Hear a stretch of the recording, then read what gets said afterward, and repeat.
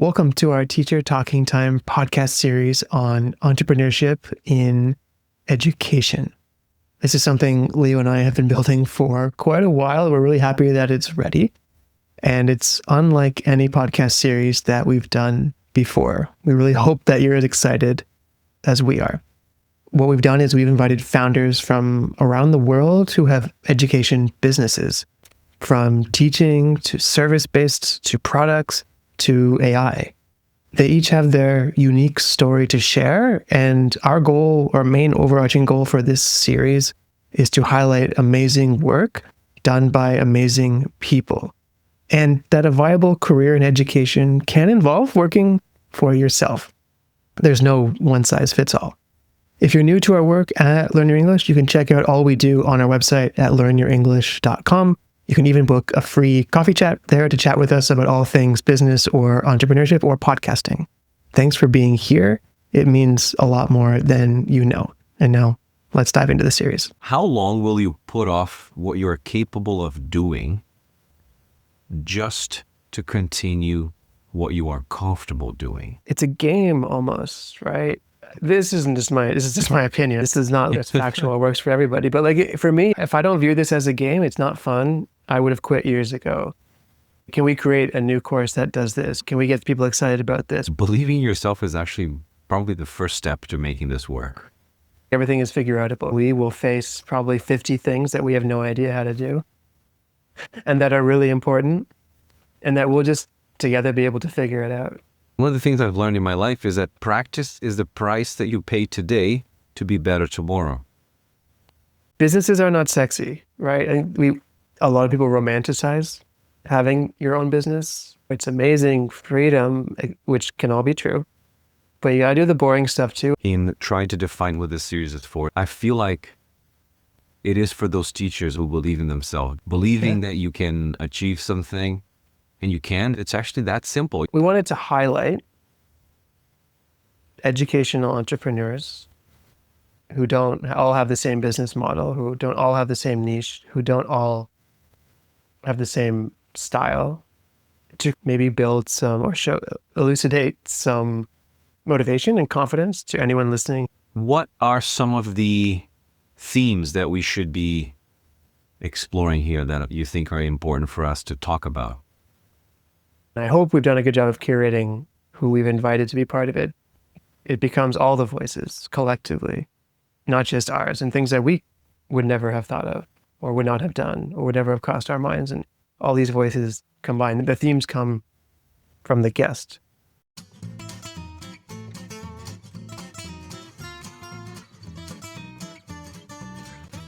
This is the Teacher Talking Time podcast. Andrew, I want to start our first podcast for this series that we're creating today with a very tough question for you, which I think could also be asked and posed to everyone who is actually a listener of our show and of the podcast. And the question is, as I said to you, I use the adjective tough to describe the question. And I think your answer might actually help us understand the purpose of all of this. And the question is very simple. How long will you put off what you are capable of doing just to continue what you are comfortable doing?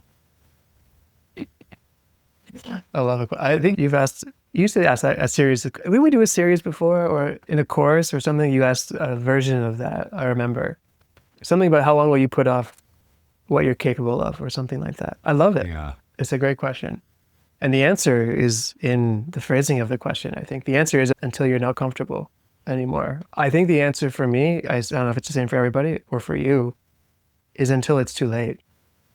I think the answer is until it's too late. When people start to panic, or I start to panic, and then you need a new solution, but you don't have enough time, and then it's too late. I would answer, with the context of that, we live in Canada, and this year has been a very bad year for international student programs here. Whether that's permanent or not, yet to be seen. But I looked at the statistics before we started recording. 10,000 layoffs. Yes. expect part of those have happened, or 10,000 teachers, educators have been alerted of the ending of their employment within the calendar year of 2025. And when that happens, that's probably when it's too late to have something else. So my long-winded answer to your question is that's what I do, and I think that's what most people do. But what I should do is when I feel passionate about something or feel sparked by something, is to start putting down the foundation, start laying the foundation early, so that when change happens, and change always happens, you have some wheels in motion rather than a reactionary, because the series is about building a business, right? Whatever shape that means. I don't know much, but I know one thing is it takes time. It's not an instantaneous thing. It takes a long time. So putting the wheels into motion while you're comfortable, I think is important. What would you say? I like a lot of the things that you said there. Specifically the part where you mentioned that it might be too late when you reach that very specific point, which is mostly created by being too comfortable with something. And I don't mean too late in the sense of you can't start, obviously. But if you want a return or you want a result, then it takes time. Yeah. So if I get alerted today that I'm losing my job on September 1st, we're recording this at the end of July. 30 days, 5 weeks is not enough time to figure out if I'm starting a business by September 1st to have it replacing my income. So then I'm extending beyond that, which is reasonable because you don't want to rush. But if you start early enough, even when you don't need it, then if and when you do, you have a safety net. Yeah. And the idea of just putting off what you're capable of doing, which kind of ties into what we're going to be talking about in this series, which every teacher actually capable of doing this. What's your answer to that? I think the answer is, I think every teacher is capable of doing this. You think so? And I think a lot of people are growing frustrated with the system. And this frustration leads to either two things: inertia, meaning I'm not going to do anything about it. Paralyzation. Exactly. Or it springs you into action. But then it might be too late for some people, not in that sense that we just discussed, but I think that's the kind of tone of the series, as we're going to be talking about how these teachers that we help and we want to help, and these teachers that we have been interviewing for this series, who are going to be sharing their stories, how they went from that moment when they started to believe that they were capable of doing this. Yes. A lot of landing pages that you see, websites for whatever you're buying, right? They always have, who is this for?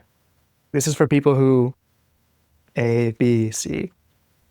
Maybe we should start this by saying who this is for not, or who this is not for, who this is for not. Shakespeare. Based on who is this not for? Because you said, can anyone do this? And depending on your definition of this, I'll disagree. I think the answer is no. Not that they're incapable, but I think that there's, just if anyone could do anything, everyone would do it. And I do think that there's a level of commitment, and once you get past the honeymoon phase of anything, in podcasting, right? We're still doing this somehow. 7 years. 7 years. In. 7 years and counting. But most statistically, people who start a podcast don't get past the 7th episode. So this isn't like a question of, maybe capable isn't the right word. It's not a level of, are you skilled or adept enough to do something? But most people with anything that they pick up statistically, for whatever reason, just don't carry through after X amount of time. So I do wonder, who is this not for? I guess that would be my answer. It's not, the series isn't for people who maybe think of this as a hobby, or maybe don't want to, because the people that we've interviewed and that you'll be seeing through this series are people who have done this for years and have stuck with it. And that's why, going back to, is it too late? You can start something always, but to see the fruits, you need to stick with it. And there's no answer to how long, because it depends. But I don't think it's a skill question. I think it's more of a commitment question. Yeah. Oh, it is. I think it is. This series is not for those people who lack commitment, but it is for those who have like curiosity. Because I feel like this, Andrew. I feel that one of the things that really inspired us to do this is because we were actually very curious as to, can we actually make this work? Yes. There is a level of curiosity there. Absolutely. Oh, it's fun. It's a game almost, right? This is just my opinion. This is not it's factual. It works for everybody. But like for me, if I don't view this as a game, it's not fun. I would have quit years ago. Can we create a new course that does this? Can we get people excited about this? Will people even like this? Can we record an episode about this? It's fun. And some of those things that we've done have not worked. They've been terrible, but you move on. It's like a game, right? Yeah. Some hands of poker you play, they're terrible, and you just fold and you roll with it. Who's it not for? We say this in our programs too, like the too late thing. Oh my God, I lost my job or whatever. I need money quickly. This is not for you. Going back to the commitment, starting a business is a big picture question for me. I don't know if it is for you, but it won't solve money issues in the short term. You know what I mean? It goes back to the commitment. Maybe mission is a better word to use. What's your mission? Why do you want to help people? Why is working for yourself important to you? Removing the financial component from that, where that's always going to be a driver, because we all want to earn money. We all have to make a living. We have people to feed, bills to pay, children, whatever. But I don't know if that you would stick with it in the commitment and mission wise. That if we remove the money part from that, maybe that will provide some clarity. I was thinking about the word believe in trying to define what this series is for and what it isn't. I feel like it is for those teachers or for those who believe in themselves, because we always talk about this. Believing in yourself is actually probably the first step to making this work.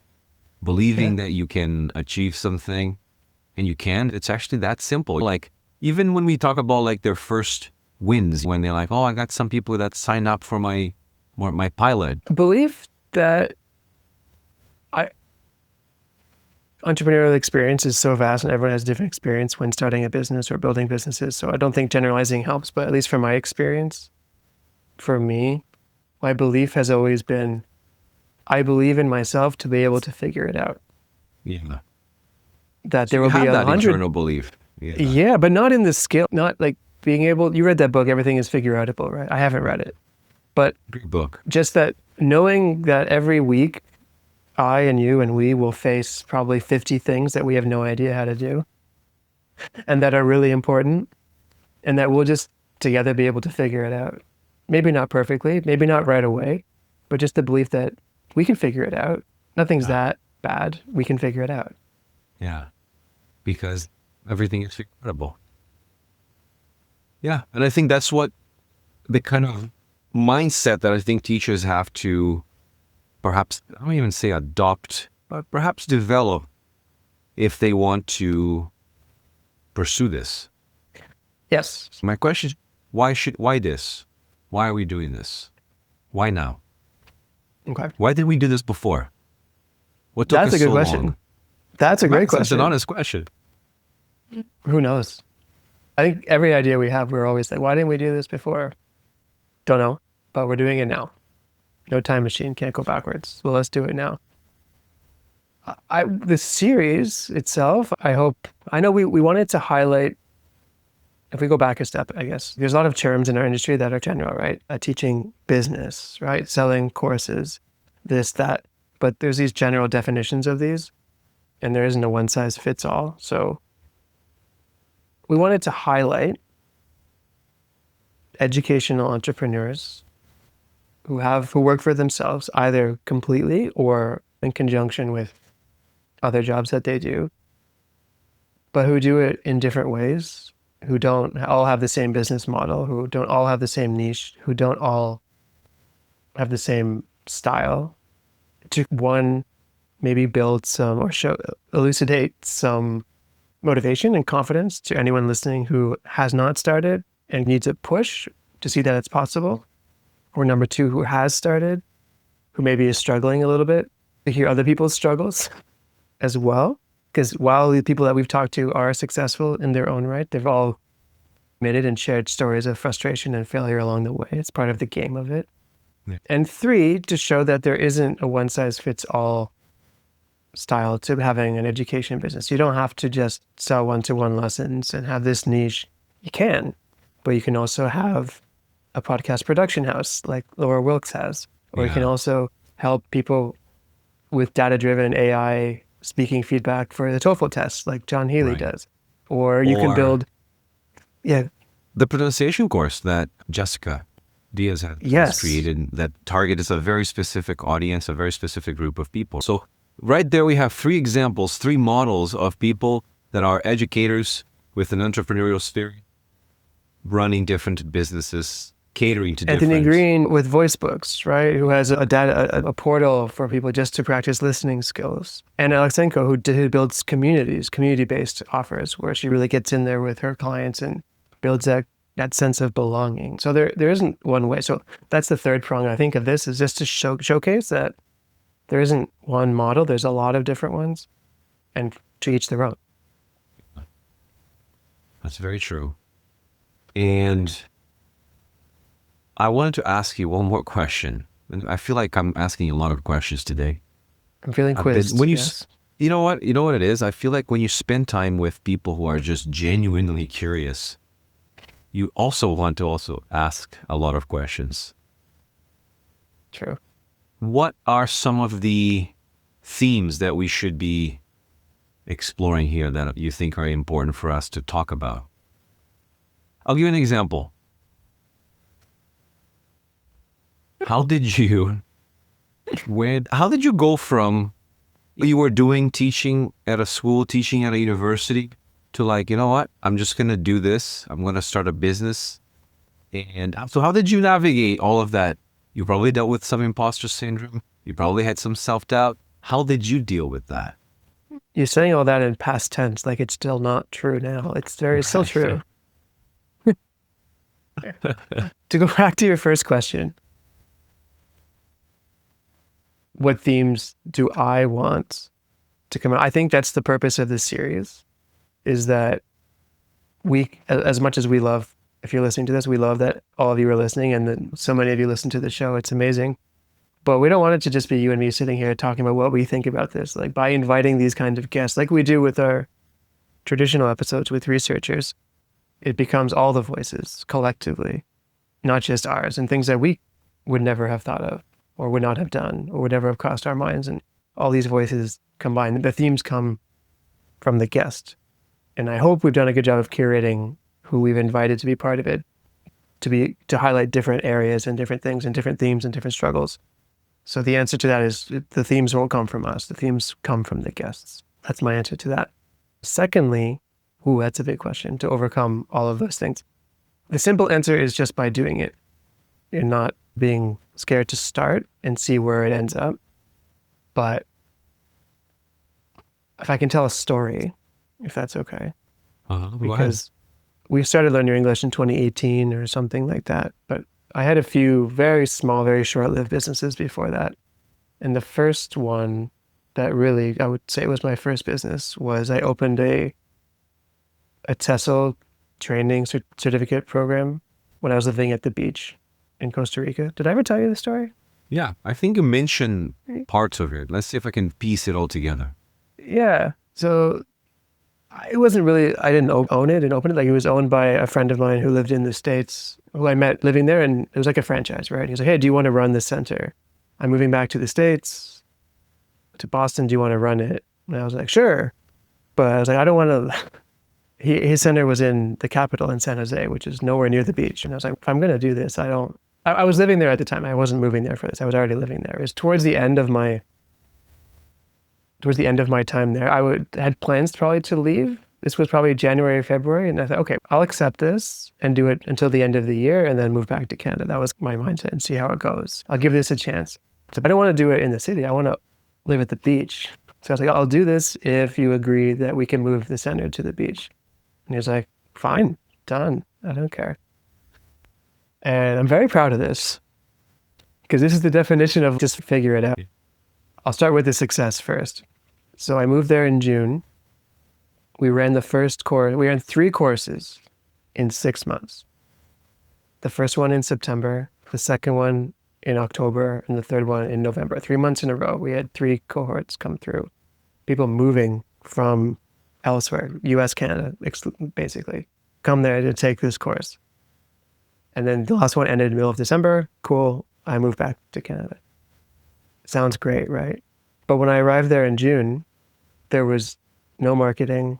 There was nothing, like starting a business from scratch. So I sat down, I was like, how am I going to find people? How am I going to get people to do this? So the first thing I did was I walked over to the newspaper, like the local like expat newspaper. And I was like, if I write articles for you, will you print them? And he was like, sure. I need content. I don't have to pay you. No, I'll write them. They will be promoting this thing. You're good at SEO. Can we do this? And he agreed. And he agreed. And next thing you know, like after a couple of weeks, inquiries started coming in to the website. I was like getting on the phone with people. And for the September one person signed up. Wow. One person. For October, 2 people signed up. And for November, I think it was 4 people signed up. So we doubled. Say we, it was me and one other guy. We doubled every time, which I'm like super proud of. It was super like amazing getting people to move countries to come down. The beach is a nice selling point, admittedly. We had no marketing. So my friend and I went down to a hostel down the street with the textbooks of the course that said the name of the business and everything. And we were like, do you mind like posing with the books and we'll take your picture and we can use them like on our Facebook advertising and stuff? And they were like, sure, no problem. So we took, I still have those, they're funny. Taking pictures of the book, pointing at the book. We came up with this stupid thing to name the book Bob. So it was Bob the Book. Bob the Book. And then Bob would go to the beach with his pina colada. We'd take a picture. Bob the Book would go to the farmer's market and get his fruit and vegetables for the week. Bob the Book would go to the bar and have a beer. And it was a way to just showcase what life would be like at the beach. It was totally stupid, but it was fun. And then when people started to pay, and this was like, I don't know, like a $2,000 course. It's a Tesla, 4 week. Yeah. People started to pay, and then they were like, okay, got my plane ticket. We're coming. It was like, oh my God, amazing. We're doing this. But we had no location for the school. Wow. We had nowhere to do the classes. We had nowhere for them to stay, to live. Well, they're going to be there. And this is starting in like what, a couple of weeks now? In 4 days, yeah. Wow. We had nowhere to create the materials because in those days, like this was like 2013. So there was no like digital stuff. It was all physical copies. So these were problems to be solved. So first task was go down to the photocopy place. And I talked to the guy, and my Spanish was really good in these days. And I talked to the guy and I negotiated like a bulk deal with him that if we bring the books from the school, he'd give us a discount based on this, and then recurring. Okay, great. That was solved. And then the second problem was the place for it to hold the lessons. So there was an English school, a language school, right across the street in like a mall from where I was living. And I walked in there, I met the guy, he was really nice. And I asked if I could rent a room in there. And he said, this is the price per month. It was pretty reasonable, right? But then I got greedy because at this time I didn't know if we'd have courses every month. It turned out that we did, but I didn't know that. So I was like, hey, I don't want to pay every month. If we don't have students, I don't need it. So I was able to, he was super nice. He was like, no, just pay whenever you need it. And that's it. So I was like, great, cool. So check. Now we have a space. Okay. And then coming that along, was coming part along. 2, coming along. And then the last part was where are they going to live, right? So I posted in the local Facebook group about homestays and also about renting apartments. People responded. Then I had to go meet with these people to vet them and everything. But basically, yeah, then I was able to find homestays for people who wanted homestays, and then finding apartments to rent and pricing for people that wanted it. I just started with my own landlord, and I was like, hey, dude, like I'm doing this thing. People are coming. I have these places available and this is the price. Great. So they basically lived with me in the same apartment building. Nice. So just like putting out fires all over the place, and you just figure it out. I just remember we got them to pay first, and then there's no point in doing all that if people aren't coming. And then they paid, and I was like, uh-oh, this is happening, and we have to try and figure it out. But you figure it out. You figure it out. So I feel like that story that you just shared with us is actually quite crazy, to be honest, that you only had 4 days. I think I would have had a panic attack for sure. I did. Yeah. I feel like that is a very good illustration of the kinds of real stories, strategies, insights that we're going to be learning. People will be learning because, as you said, we're going to be interviewing different people that have dealt with different pickles. Different people, different pickles. Different pickles. I feel like, I honestly felt, Andrew, like with the people that we have spoken to, and you have spoken to different people as well, there's definitely a very interesting transformation journey happening with all of these teachers. And I feel like this transformative power of being consistent, being accountable, just really making sure that you have skin in the game and you're actually doing the work that you need to do to get to that transformation. I feel like that's probably going to be one of the most important, perhaps one of the most beautiful things I think people will learn. I agree. From this. Especially when starting, right? Like the first thing is almost never the last thing. A lot of people have pivoted or amended or changed their business. So what you start with pivoted too, right? Of course. And that story I just told, okay, in hindsight, like it's been 12 years, so it's funny to joke. It was stressful. And that doing it like that would not be how I would recommend doing it. Obviously, it's chaotic. But that's in a way how you start, you know? And if I had stayed there for years and years, obviously it would have gotten a lot better and more professional and more aligned.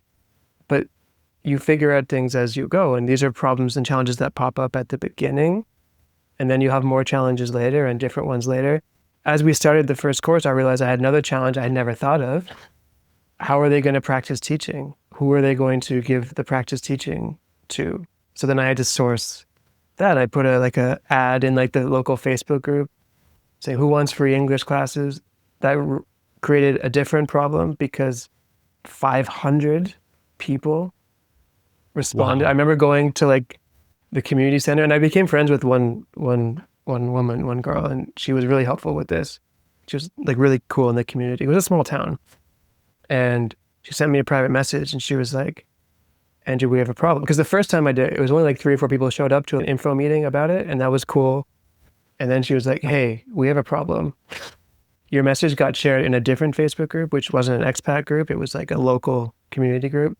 And like everyone in the local high school and all the other schools like want to do this. That's a like great they want problem free to English have. classes. Yeah. It's a great problem to have. So I remember having this like town hall meeting of, 200 Costa Rican like university students, high school students, some are a little older, and basically saying, I'm so sorry. We can't do this. I need 6 people. It's Tuesdays or whatever. I don't remember. Tuesdays and Thursdays at 6 p.m. Like whatever. Who's available? And then filtered out everyone who like wasn't available. But you always encountered like, it's crazy. It is absolutely crazy. But you filter out things as you go, and things come up that you don't expect, and you're able to change. So yes, that story is, but you get better as you go.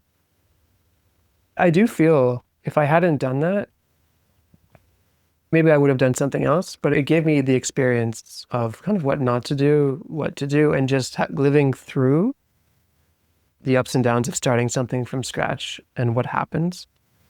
And certainly that experience informs and helps every new venture I do now. Absolutely. Wow. Yeah. Wow. There's a lot. But what about you? What was your first working for yourself experience? Because this is a good example. There isn't one size fits all. That was mine. What was yours? It was something that I did before learning English. Okay.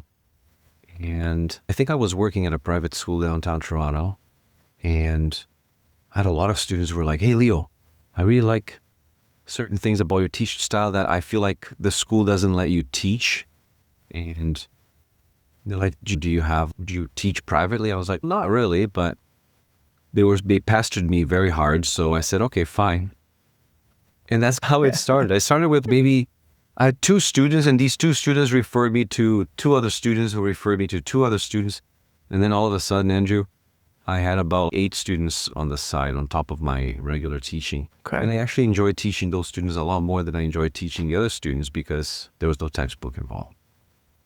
So why did they have to pester you? What was your resistance?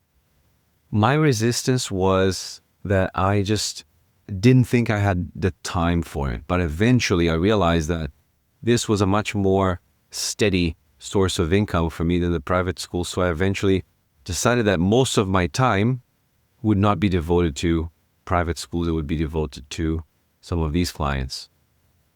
And I was always able to do that. So even when I got into Ryerson, I tried not to give up any of them. When I switched to George Brown, when we went to different colleges and different universities, still the same thing. I always kept that part of my business alive because it's a way for me to continue to practice. I saw that as a way for me to practice the kind of business that I wanted to have. And one of the things I've learned in my life is that practice is the price that you pay today to be better tomorrow. So you got to pay the price today. You got to pay the price today. I paid the price with the first course, with the TESOL, because it wasn't good. Just, I'll admit, like, it wasn't good. I don't think it was awful, but it wasn't good. But you got to start somewhere. And I could have just said, oh, it's not good enough, so let's not do it. I was very honest with everybody. Hey, we've just started. This is the first one. Yada. But I like that. What is it? You pay the price with practice. Practice is the price you pay today to be better tomorrow. It is good, man. I've been thinking a lot about that. Practice is the price. I don't know if I read this in a book. I don't know how it came to mind, but I've been thinking a lot about this. Practice, because a lot of teachers, that we went back to the series, if you don't understand that your business is basically a daily practice, there will be no better tomorrow for you. You have to show up every day, be it for 10 minutes, 15 minutes, half an hour, 1 hour. If you do that every day, you're going to get somewhere. I've been thinking a lot about this. Like, one of my side businesses hasn't been really succeeding, I think is the best word for. Okay. Why? Because I haven't been practicing it. So practice is the price you pay today to be better tomorrow. I like it. And I feel that the people that we've talked to, I feel like us, for learning English for our business, we have been paying that price every day. And there's no negotiation there. You can't negotiate. Some interesting things there, right? When starting a business, and even the word business we can define. Is it a side hustle? Is it a business? Whatever. When it's something extra that you're adding to your life, and if you're listening, you may be thinking about adding something extra to your life. If you add too many things, you can't give them enough attention to really give them a chance. It's the catch-22, I think, of starting a business, at least for me. When you have a job, let's say, and you're adding a business in the background to augment it, you need to give it enough time to actually become something, not just exist in the background. And if you have a third thing or a fourth thing, eventually you're not going to have enough time to give each of them the right amount of space and commitment to do it. So that would be my first theme, or my first piece of advice. You follow Justin Welsh, right? Yeah. Yeah. His newsletter, this is a good timing actually. His newsletter today was about, did you read it? The one today? The day no, I think I read, the No, last not one I that read one. was about prices. What was the one Okay. today? No, not that one. That was good too. When even he was scared about his prices, right? The one today was commitment versus consistency, Oh, yeah. which I Okay. hate to spoil it for you if you haven't read it, but it's very good. And it's really apropos because I feel myself with our business, we fall into this sometimes where he says commitment is more important than consistency. And feel free to disagree if you're listening. But he says consistency is just about showing up, and that's not the most important thing. It is important. But sometimes we fall into just ticking the box of getting tasks finished, right? Send newsletter, respond to this email, plan for this podcast episode, do this, which works when you have a traditional job because those are your tasks to complete every 2 weeks or whatever you get paid. But when you have a business, completing the tasks doesn't necessarily move the needle forward. It doesn't mean the business is progressing or getting better.